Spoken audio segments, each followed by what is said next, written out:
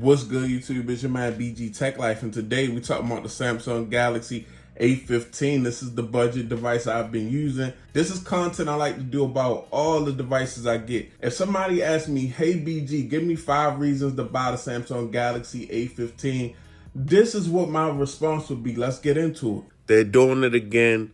Unlimited plans for $15 a month.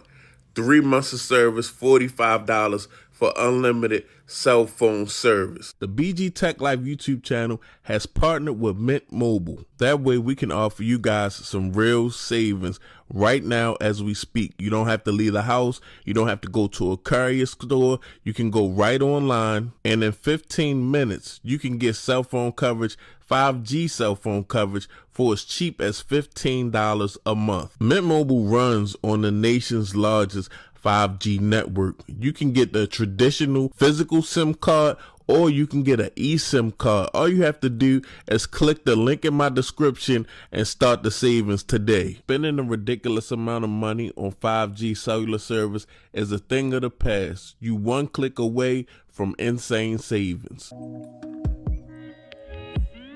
Okay, first and foremost, when it comes to the Samsung Galaxy A15, we're not going to skip over the biggest reason to buy this device, of course, is the budget. So at the price point starting at $199 unlocked from Samsung, and probably cheaper deals at other places, that's probably the primary reason you will buy this device. It's because of the price. Because you save a lot of money, you can text on this phone, you can make phone calls, you can scroll social media. Sometimes you got to be patient, but for $200 or less, you definitely saving a lot of money compared to a lot of devices that's on the market today. Number 2, getting into that, the screen. What surprised me, at this price point, $200 and under, you definitely get a 1080 AMOLED screen. The screen definitely looks decent and is 6.5 inches, so it's good enough to really catch some content on and really decent enough to look at where you don't feel like you're missing out on anything. Samsung really nails it when it comes to their screens. 1080 AMOLED at $200 and under is definitely something that's good about this device. Number 3, I would say the build.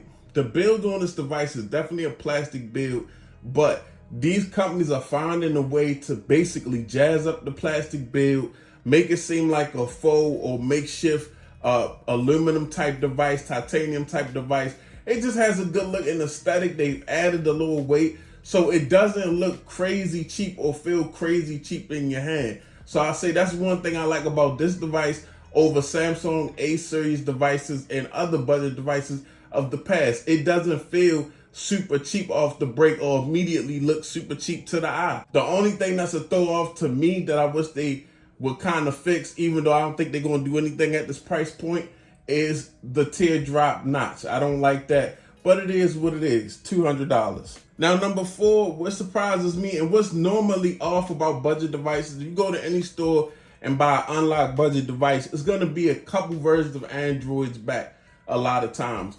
But this device out of the box actually has Android 14, which is pretty cool that you got, the latest up-to-date Android on this budget device, because from $100 to $200 price point, a lot of these devices, you getting Android from a couple Androids ago, but it's dope to have the latest version of Android on this phone. So just the fact that you got a device under $200 with the latest version of Android is a W. I consider that a W. Shout out to Samsung. And last but not least, what happens in the budget realm now as far as budget devices?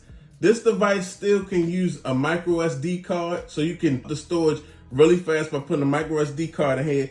And also, we got an audio jack, so you can plug in your headphones, your wired headphones, very easy, no dongle. You can plug it to the aux cord in your car if you still got one of those and rock out. So this device having a headphone jack and micro SD expansion is just definitely something that I still like about the budget devices that I wish was on flagship devices. I wish my S24 Ultra had a micro SD slot, and I wish it had an audio jack, but it doesn't. But down here on the budget spectrum, they still have all of those things, so that's pretty tight.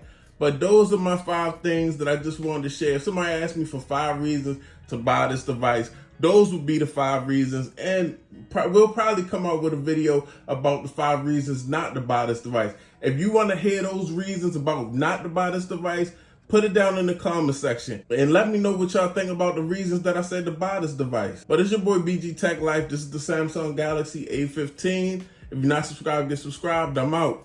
Peace.